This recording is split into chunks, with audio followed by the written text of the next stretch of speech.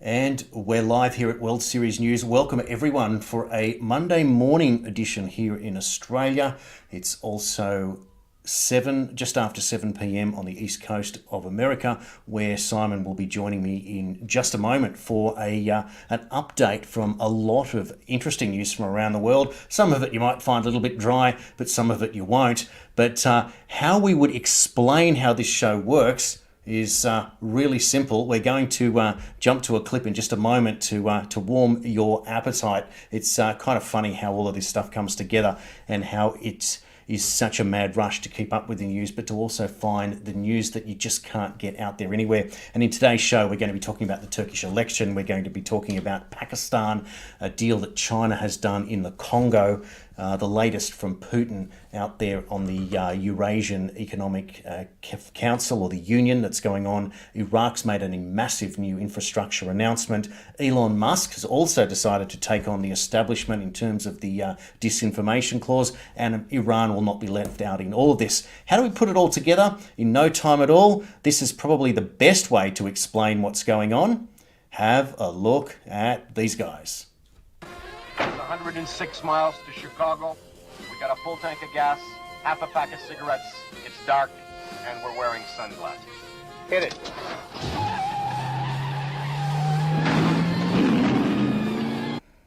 How about that, Simon? Is that us or what? That is definitely us. It's extraordinary how all this stuff comes together and how you get it all sorted. And today is a particularly busy day. I'm preparing to go on to the radio at 1 o'clock Australian time for the first of the Compass shows that I'll be producing and presenting on TNT Radio. But Simon, what's happened in Turkey? I just want to play a clip where President Erdogan has been returned. Around 53%, I believe, was the final vote to him in the runoff election, just for his comments about what is going on and his sentiments. Let's play that clip now.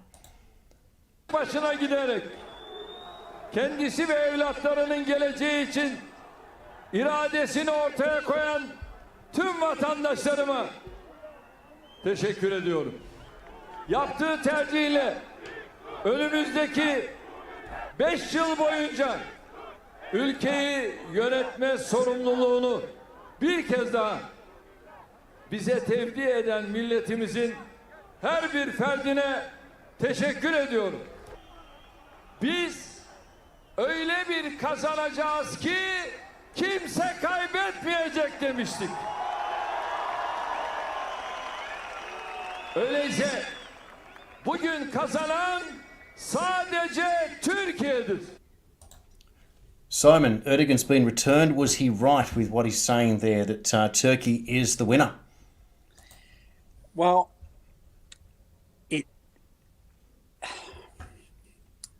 it's the closest the opposition's come in a long time. It's clearly put pressure on him. It's going to be interesting to see what happens with the Turkish lira tomorrow morning. The final vote has ended up being roughly like 53 to 47. So it was still real close. Funnily enough, I was just looking at something out from Turkish energy minister, and he was talking that they think there's even more oil and gas in the Turkish waters on the east side of the country towards Georgia. So that's really, really interesting, because they've already announced that they've had a minor oil find, but if they have some major finds, that it can make them much more energy independent. So that isn't really in the news yet at all, because obviously everyone's watching the election result. The Americans must be steaming. They clearly indicated that they wanted a change of administration, because the other guy was promising that Sweden would be in immediately and that he would try and kickstart the negotiations for Turkey to join the European Union. That is all out of the question now. And Erdogan is very much going to embrace Russia for getting the oil and gas pipelines using Turkey as a hub, and for also doing business with the Egyptians and the Iranians. And if he goes anywhere first, I bet the first place he goes is to see Z. It'll be real interesting to see where he goes first. But I've got a sneaking feeling that he's going to go straight to China. Yeah, that's interesting, isn't it? And so there's a headline out of CNN I put up on the screen there that Putin joins chorus of world leaders congratulating Erdogan. But you've also heard that Zelensky's got a little bit of a slant here as well. He's hoping for, what's he hoping for? He's just hoping for a strong relationship with Turkey, because you've got to remember that Turkey had been supplying them with drones, and they had also been implementing the Black Sea grain deal that Turkey was acting as a kind of neutral third party for, and conducting the vessel inspections to make sure there weren't arms shipments on the theoretically empty ships on their way in to Odessa to be filled and sold later with Ukrainian grain. So they are a very, very important neighbor, and Zelensky recognizes that. I think he did invite Erdogan in his congratulations speech, but there's no way Erdogan's going to Kiev.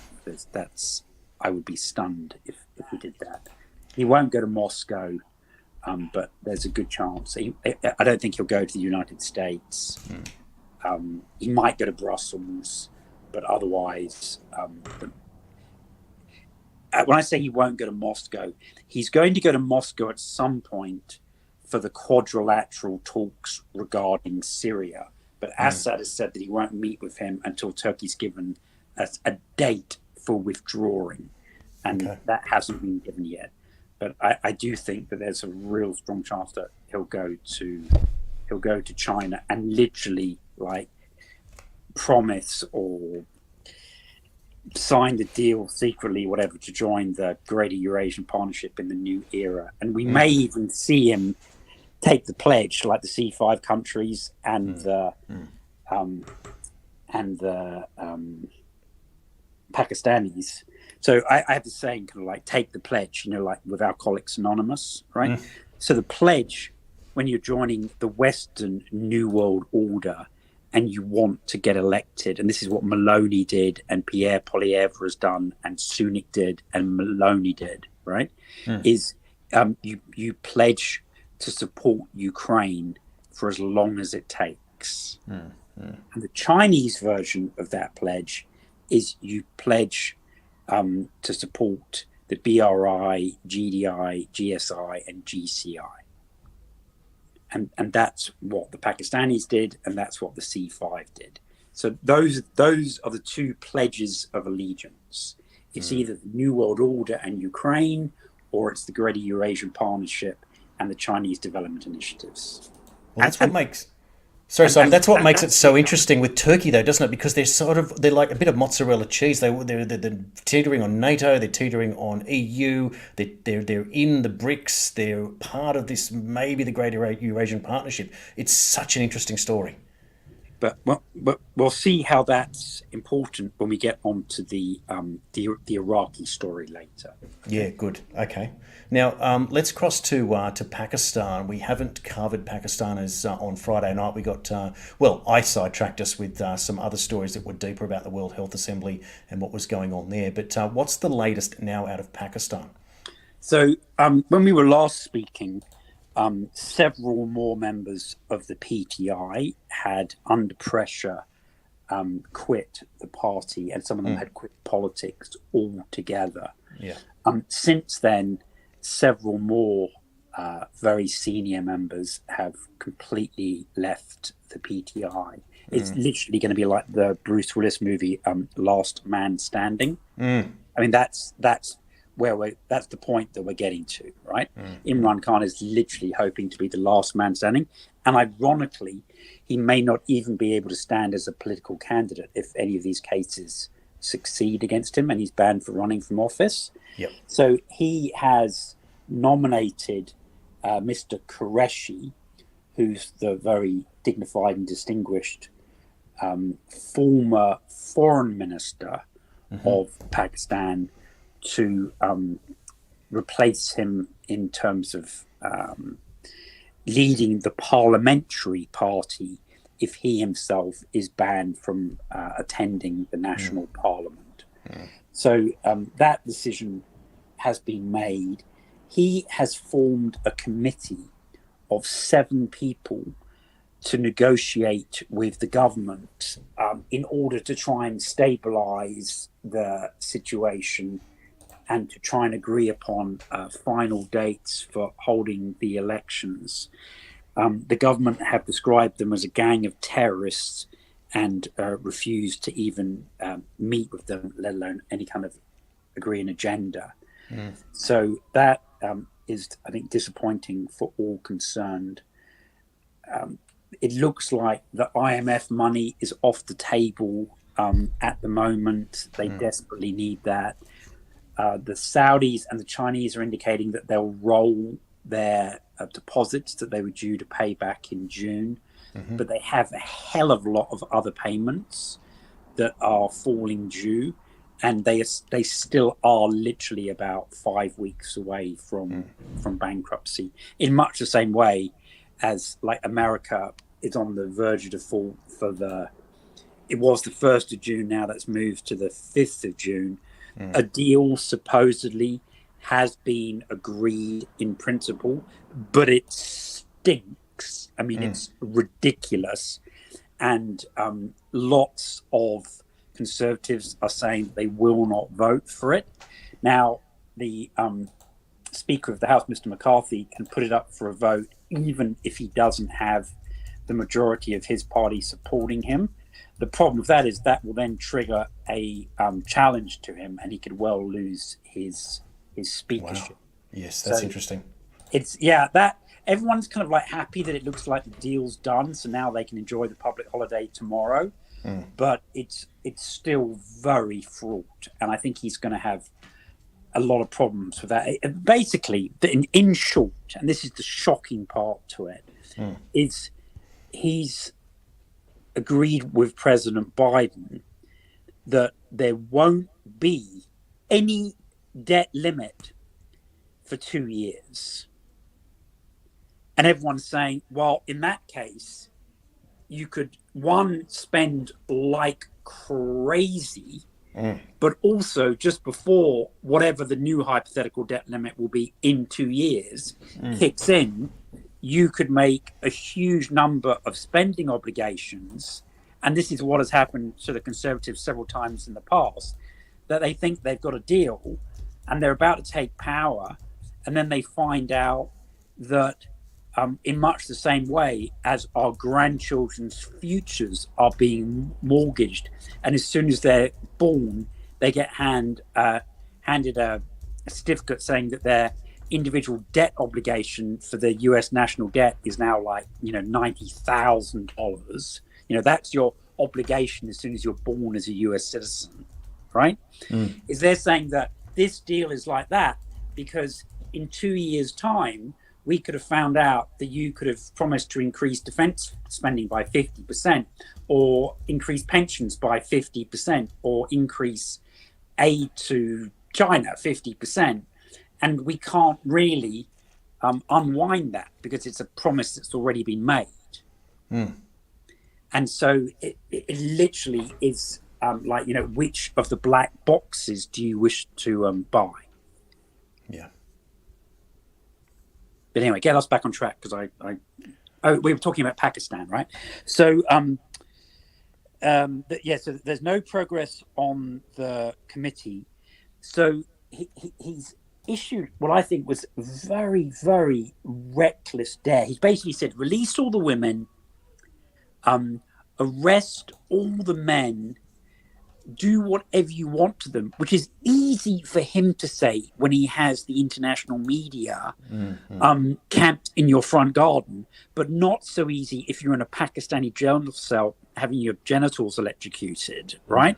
Yeah. And then he's saying, you can do whatever you want to try and destroy our political party for the next 4 weeks, but then you've got to announce the date of the elections.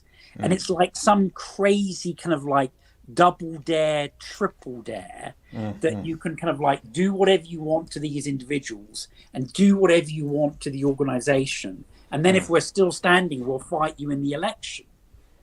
But, you know, there's a lot of people who are like, yeah, I don't really want to sign on for that agenda for the next 4 weeks. Thank you very much. Yeah, Since they're already kind of like, you know, raping people's wives and daughters. And, you know... So, I mean, that was, just to butt in there, that was a big story, wasn't it? And you're telling me that it's now been confirmed that this is actually what's going on there, that the police are actually threatening some of these PTI families. Yeah, supposedly they're already sending naked pictures of people's wives and daughters to these political people. I mean, the barrister who was a really up-and-coming figure in the PTI, she was basically like in tears on TV announcing that she was leaving politics. Yes. And then she very cryptically said, I have to think about the welfare of my 13-year-old son. Wow. This is just unbelievable. You have to remember that not only was this tactic done before by the Pakistani army in the 1971 Civil War, there's actually a report out about that called the Homadur Rahman Commission report. I actually mentioned that on my 10th appearance on Galloway earlier today. And maybe we'll get into discussing that on another show. That's very much like the Warren Commission on the assassination of John F. Kennedy. There's two parts of the report. The second part, which was done 3 years after the first part, was made public 25 years after it was done. And the first part of the report has never, ever been published because the contents of it was so bad, they said it would destroy the reputation of the Pakistani military.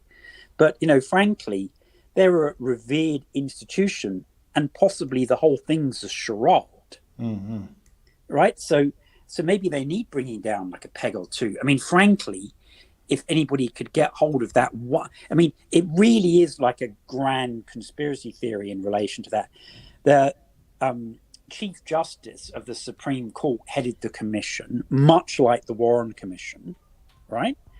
There were 12 copies made, 11 were destroyed, 1 was given to the president of the country, and then they claimed that only surviving copy had disappeared, so it couldn't be published.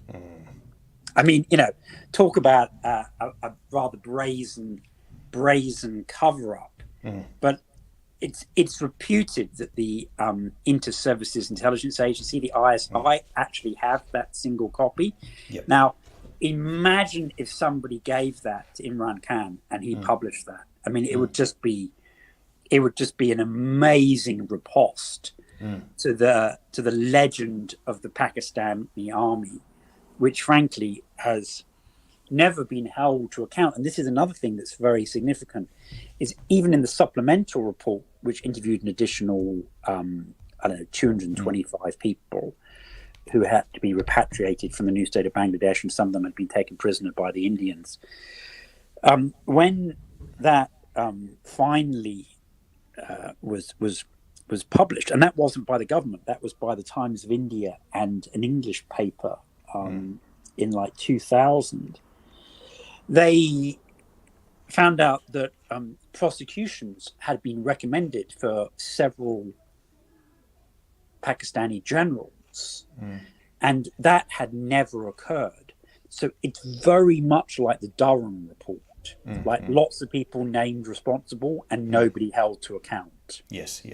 And so, you know, we've got the Durham report, we've got the Warren Commission, we've got the Rahman report, we've got the lawfare, you know, people being called terrorists, just like January 6th. The Jinnah House being burnt down, just like the Congress being broken into.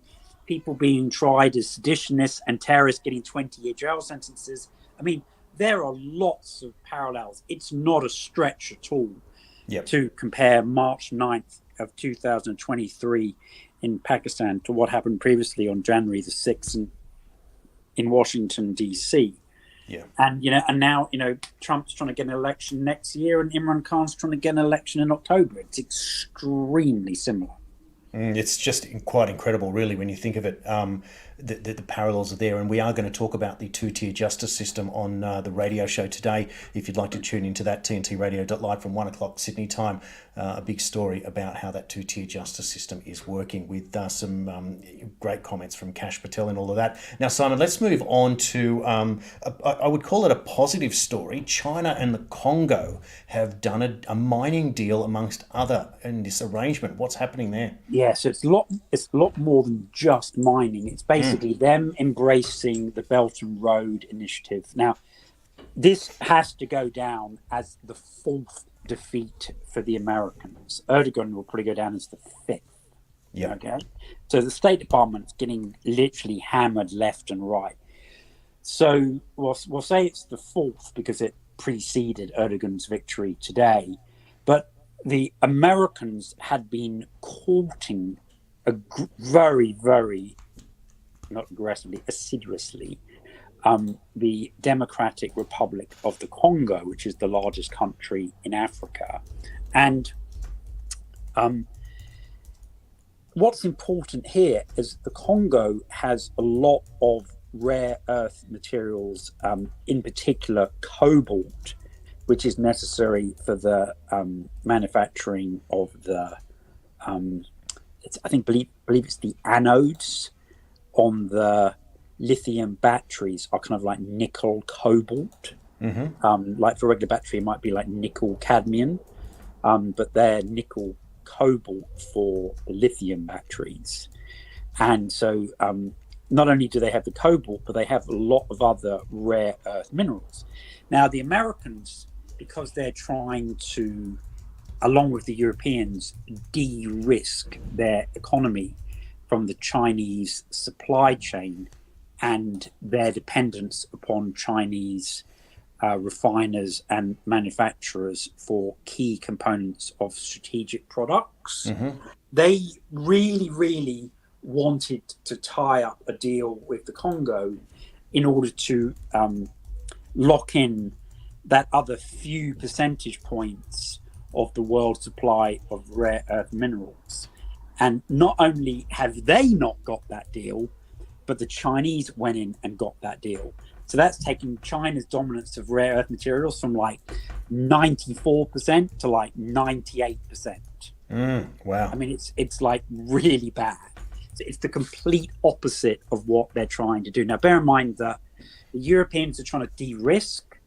The American Democrats are claiming that they're de-risking, but the Republicans actually want them to decouple because they've got such a massive trade deficit that they're aware that America is financing with its trade deficit the entire of China's annual defense budget. So it's literally like handing cash to Russia, knowing that you're going to have to fight them.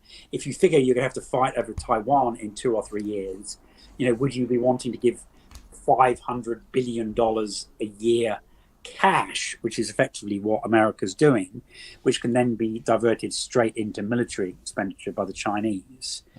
So we've got a spectrum, and Biden's definitely on a variety of spectrums, but in this case we've got decoupling, de-risking.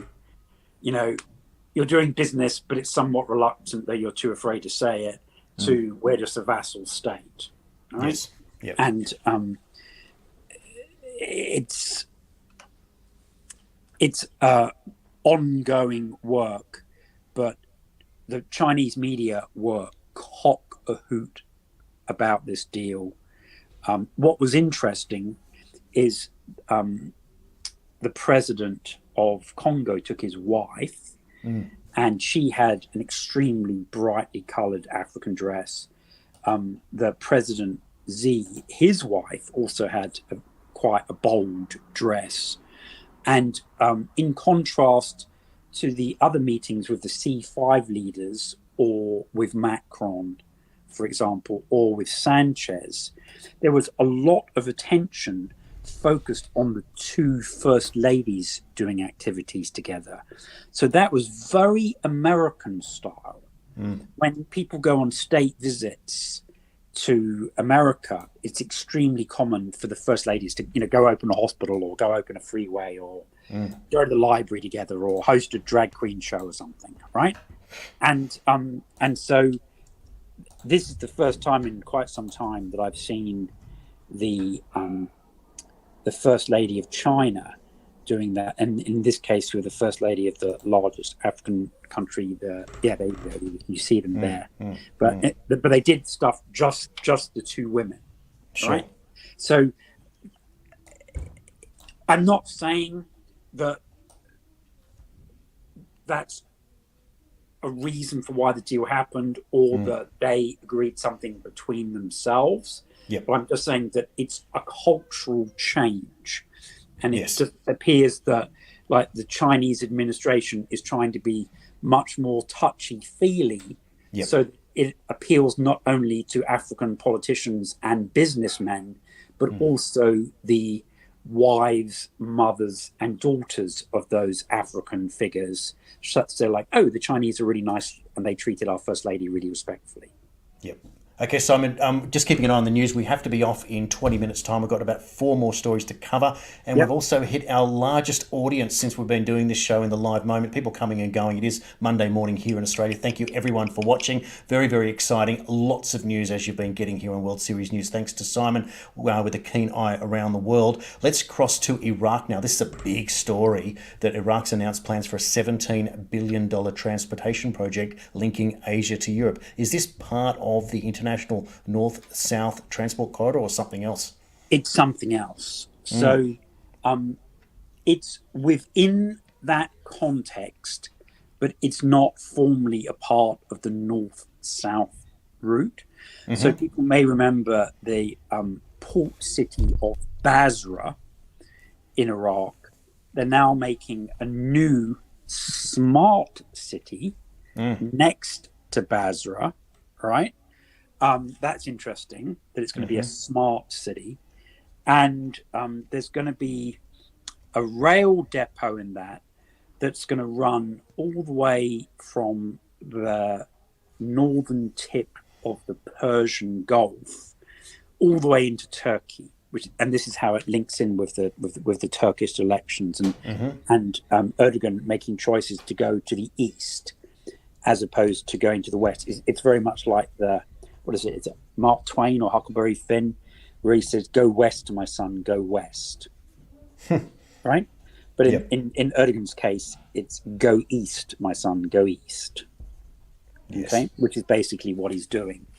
And so that's a $17 billion project. Now, there's just a couple of really significant things about it. There was 9 countries there, including Iraq. So it was all 6 Gulf Cooperation Council countries, Iran,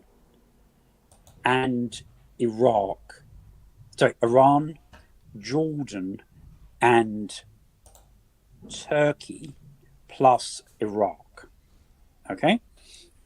Now, if I give you that list, the GCC, plus Turkey, Jordan, Iran, and obviously the host nation, Iraq, who is not there? Tell me. The Israelis. Yes, of course. They're not there. The Americans aren't there, and the Indians aren't there. Okay? So it doesn't look too sparky for the I2U2 at that point, does it? That's right. Because there's only so much money, and there's only a need for so many railway lines. Yes. But what was significant is the Iranians and the Qataris were there, okay? And the Syrians were there. Yes. Okay?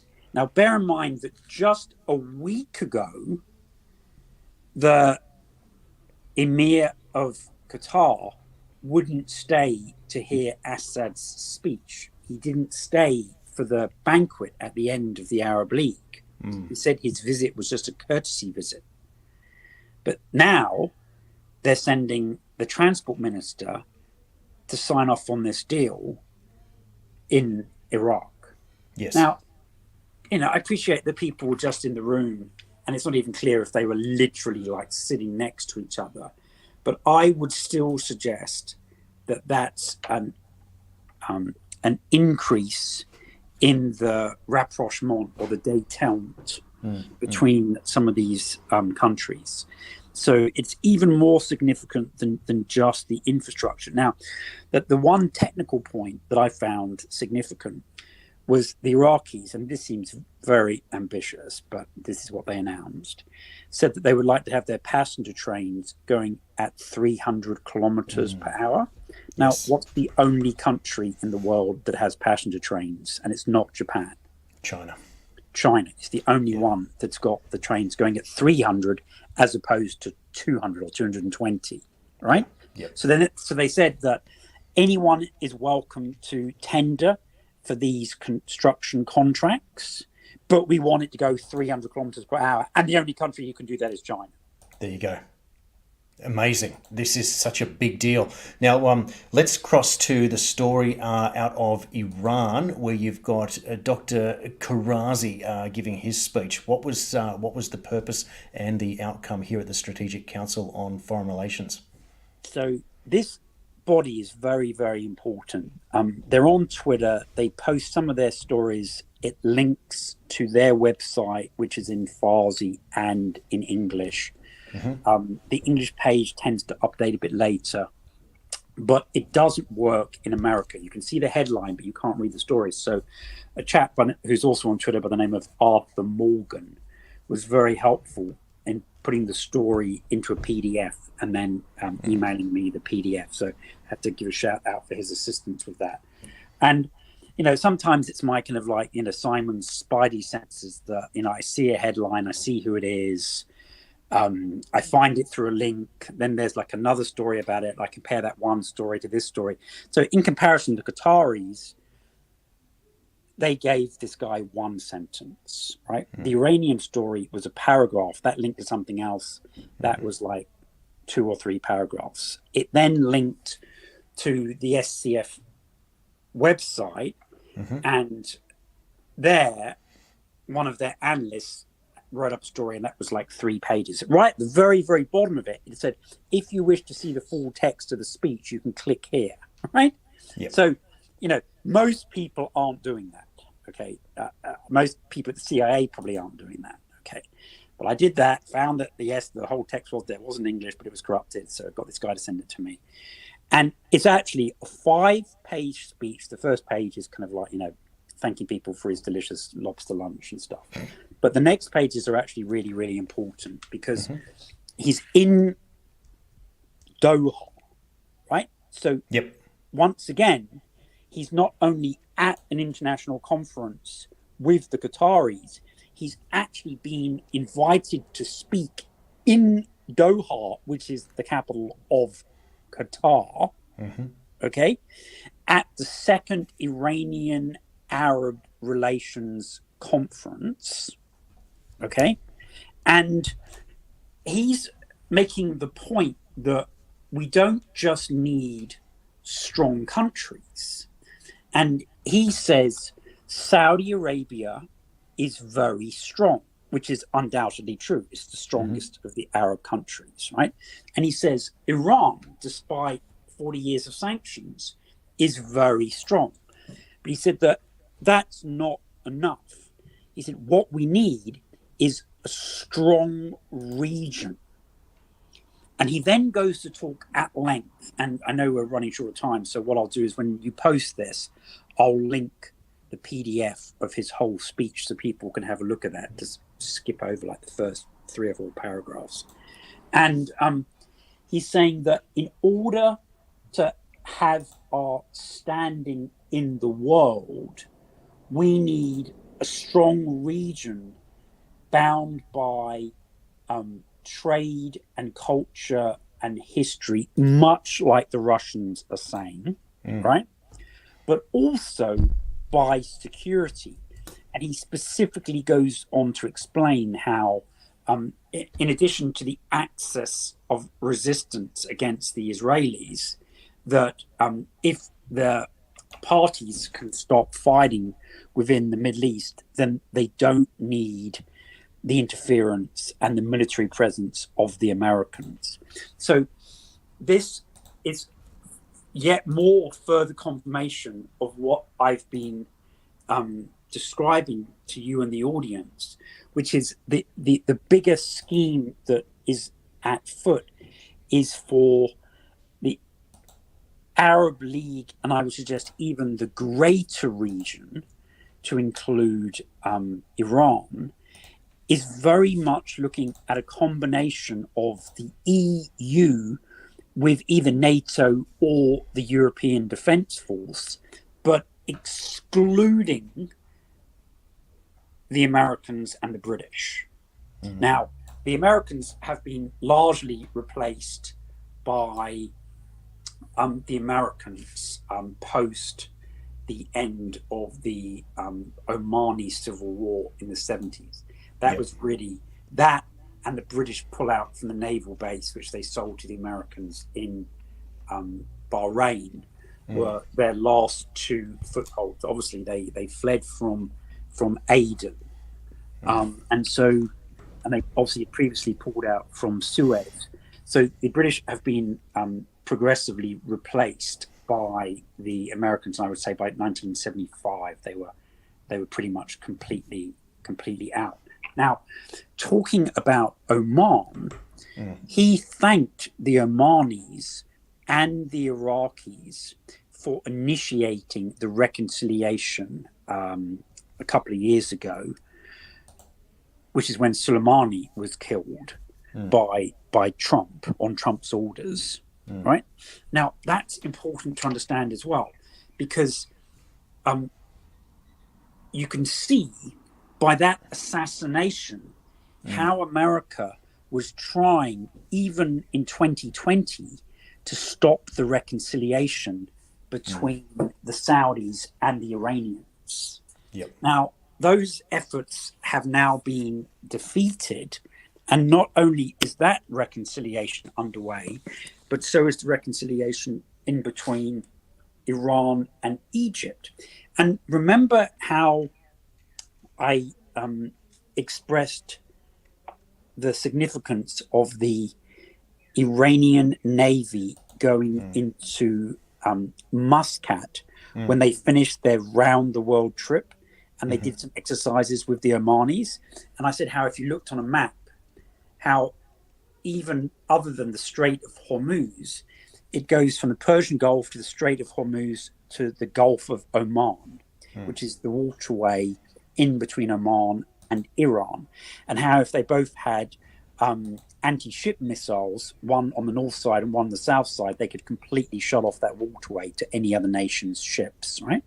So not only did the Iranian Navy go there, and the Iranian foreign minister go and visit the Omanis, but also the president of Oman, Mr. Raisi, went there. And now the king/emir actually he's not the emir, he's the sultan, forgive me, the Iranians call him the king, but he's actually the sultan of Oman. He has gone to the Iranians on Sunday, so you're yesterday, I'm still on Sunday here, right? And he immediately, what struck me, because it was supposed to be a diplomatic visit, was he had a great number of high-ranking military officers with him. And I was, once again, it was like walking off the plane, right? And he didn't have the pom-pom girls and the double line of soldiers. It wasn't as impressive as it was for Tokarev in China. But it still was an extremely long red carpet. And the red carpet manufacturers in the Middle East are doing great business at the moment. And so I was reading through all the particulars, and the significant difference to how it had been billed previously was it said that he's come to talk about trade issues, and security. And that was the first time, because this has been announced for a couple of weeks, that it mentioned security negotiations. So I was like, damn, like not only are they doing like naval exchanges and joint exercises, but now you've got basically, looks like the entire Omani general staff have all gone on the same plane as the Sultan, which obviously was frankly a massive security risk in case it had crashed. But while he's, yucking and watching the dancing girls, and his commerce secretary is signing off on some, new business deals, then all the generals are getting together.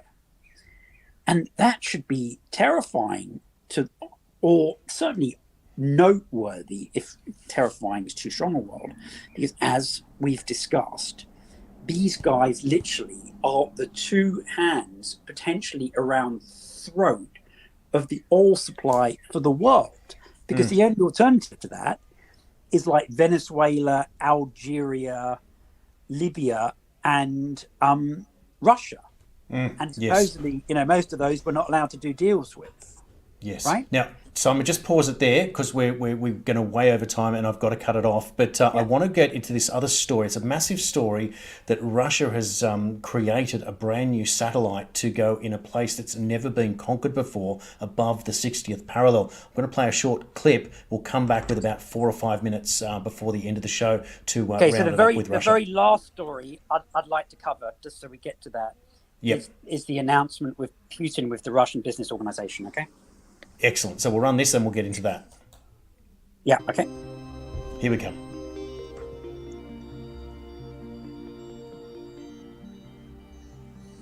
On May 26th, the head of Roshydromet, Igor Shumakov, held a meeting with the Secretary General of the World Meteorological Organization, Petri Tals, on the sidelines of the 19th session of the World Meteorological Congress in Geneva. Igor Shumakov introduced his Finnish colleague to the unique Russian spacecraft Arctica MN1, the world's first hydrometeorological satellite capable of observing the Arctic region above the 60th parallel north, a previously impossible task to accomplish from a geostationary orbit. Every 15 to 30 minutes, the satellite can collect crucial data on the state of the atmosphere, the underlying surface and near-Earth space for Russia's northern territory and the entire Arctic. Statistical information and dynamic maps generated by Arctica MN1 will make a significant contribution to the exploration and study of this remote region, known for its harsh and extreme conditions. The international scientific community viewed the creation and launch of the Arctica MN1 as a world-class pioneer success. In conclusion of the meeting, Igor Shumakov presented a model of Arctica MN1 to Professor Thales as a gift, asking him to find a worthy place for the satellite at the WMO headquarters. Simon, this is a big deal because all of a sudden Russia is capable of observing the Arctic ice for a bunch of different reasons that suit their interests.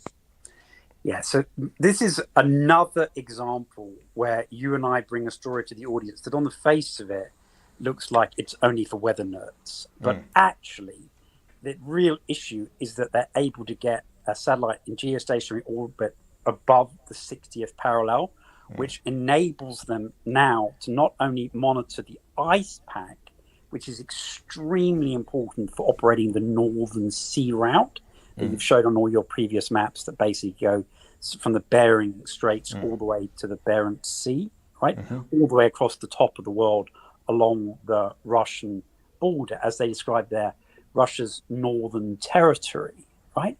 But it also enables them to do, on their geospatial mapping, military surveillance as well. So this is a critical technological development for the Russian military use, observation of opposing forces, and their commercial exploitation of the retreating ice pack, such that they're able to operate the Northern Sea route 12 months a year. That is a big deal. Like the other global media, they haven't picked up on that at all, but I'm telling you, it's really significant. And the model of that is not going on some shelf in the World Meteorological Office, it's going straight to NASA. Yeah, How about yeah. that? They're How like, about that? like, how have they done this? This is Yes. like, and what are the cameras like? But obviously, it's all replaced with plastic parts rather than kind of like completely functional stuff. Now we've got very quickly to get into this other big news. Okay. On the face of it was like yet another like yawn, Simon. It's really like remote nerdy stories, but it's actually very, very important. Okay. Yep, we've got it there on the screen, the EAEU. So Putin spoke to the All Russia Business Association. This was on Friday. It just got reported on Saturday. Okay. And that's for English listeners, that's the equivalent of the Confederation of British Industry. So it's not the huge oligarchs, but it's all the medium and small size businesses. It's a non-profit organization that works very closely with the commerce secretary and the business secretary and the strategic planning department. It's their equivalent of what Lavrov was speaking at a few days ago, which was their council on foreign and defense matters. Okay. So the three key points were, and I'll just read these paragraphs there because they're self-explanatory. So Putin says to them, and people should immediately recognize the similarity between lots of the other statements and what I keep on banging on about how it's not just military or political effects. Okay. So he says, quoting Putin, the revival of history and the development of new traditions of Russian enterprise are a key factor of social stability and our sovereignty in the broadest meaning of this word, namely technological, industrial, and even cultural sovereignty and the sovereignty of values. Now, the takeaway from that is he's talking about technological.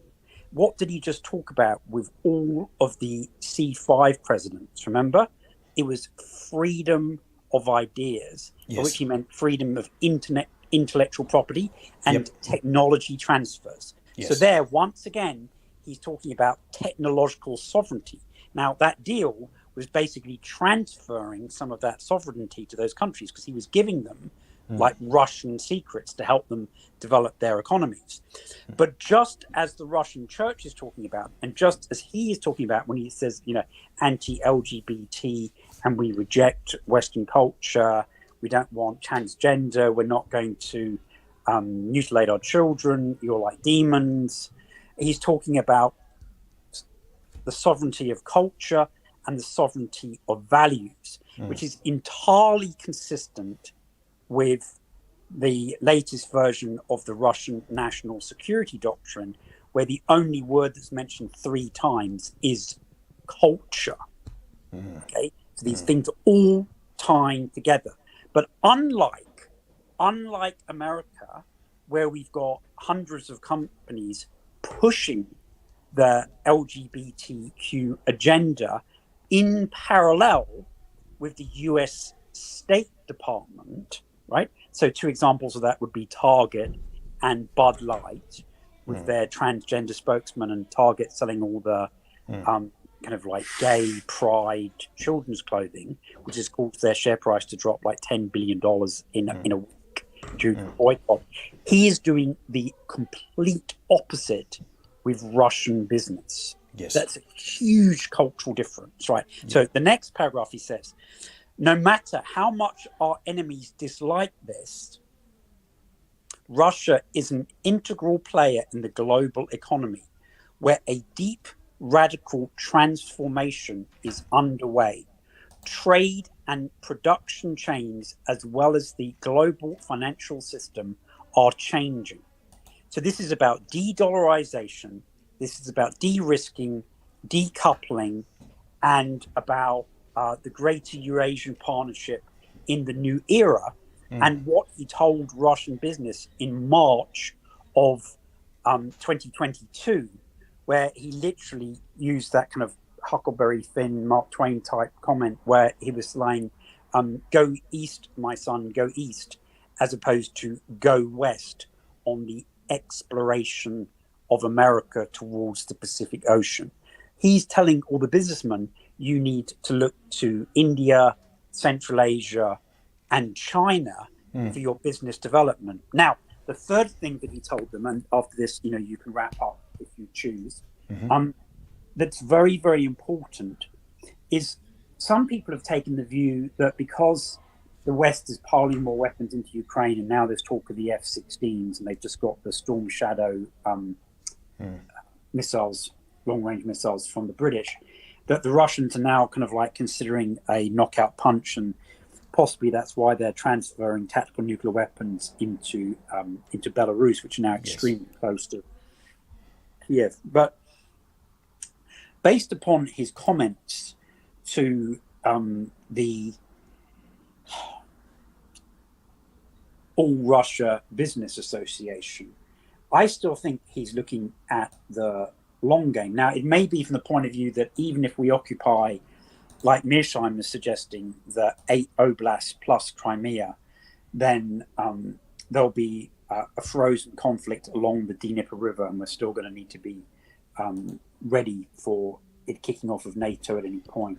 Or maybe he thinks that we're going to go to war with NATO, we're not going to nuke each other, and it's going to go on for a decade. But the significant end towards his speech was he reiterated to them that when he was asking for them to consider in what way they could assist the Russian state and the Russian people in their war efforts, right, was he made clear to them that he wasn't just talking about the rest of this year, 2023.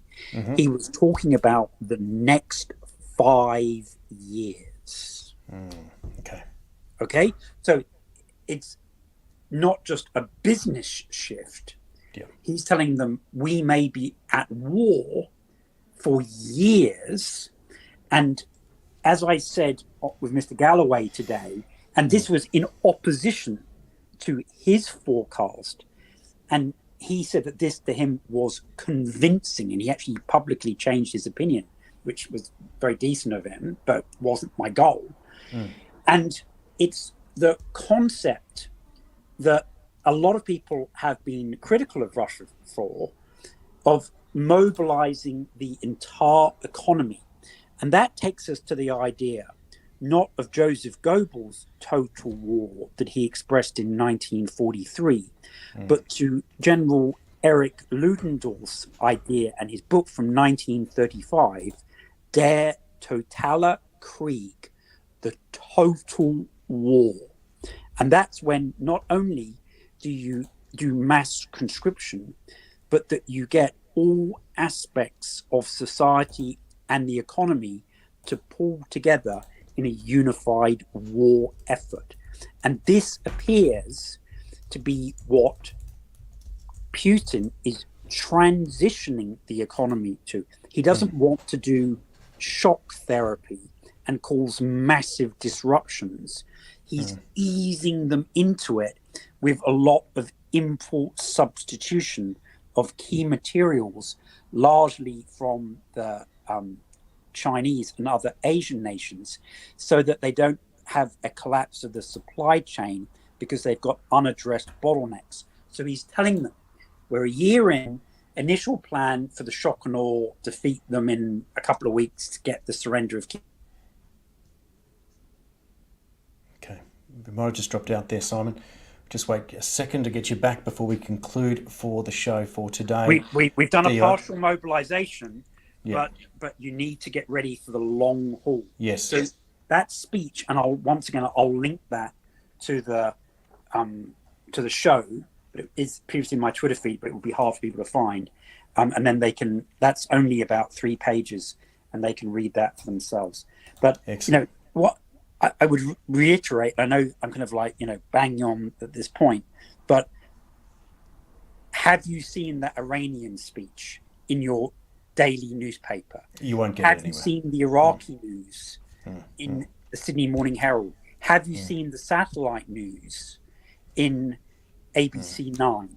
And have you seen Putin's speech to the Business Association that indicates that whatever Australia thinks its contributions are to Ukraine and to the AUKUS project, they're now starting to look not at a 1 year war, but at least another 5 years. Yes. There you go. Now, Simon, we're going to wrap it up now. I just want to make some quick housekeeping here. This is the first of the 9 a.m. editions that Simon and I are doing on a Monday morning in Australia, which is 7 p.m. in the east coast of the United States. We also will do the same time on Thursday, Australian time, and Saturday morning. So that means you'll get it Wednesday evening and Friday evening if you're in the United States. Please share it far and wide. I put the questions. If you've got any questions or comments or subjects that you'd like Simon to cover, jasonqcitizen@gmail.com. Also, Simon's Twitter feed is Simon from Flory2. You can see it there on the screen. Mine is JasonQCitizen1, and you've probably seen it pop up during the show today. And the reason that we're jumping off now is I've got to go get ready for the radio. I've got a brand new show called Compass with Jason Osborne. That's my real name, from 1 p.m. today, Sydney time, on TNT Radio Live. It's the first live show of the week on TNT Radio. Then it's 24/7 all the way through till Sunday evening, which is pretty exciting. Going to cover off on two-tier justice in the United States. We're also going to talk about the Greater Eurasian Partnership, a bit about the World Health Assembly, and some other exciting subjects there that you can sink your teeth into and get real coverage that you won't get anywhere else. Look, you may want to accuse us of being a little bit dry, but I tell you what, if you get beautiful comments like we've just received from, look at this, from Annie Simon, best news ever. Helen says, more solid news, thank you. And Helen comes back and says this program needs at least a 2-hour slot. And Daryl's come in and said thanks. It's very, very exciting that people are really responding in a positive way. I love it, and Simon does too.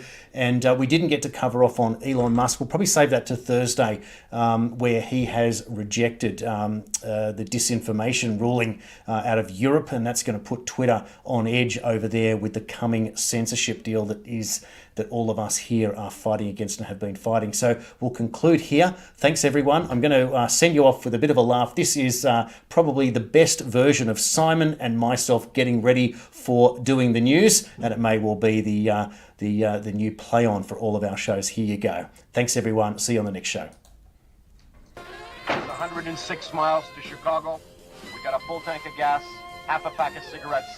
It's dark, and we're wearing sunglasses. Hit it.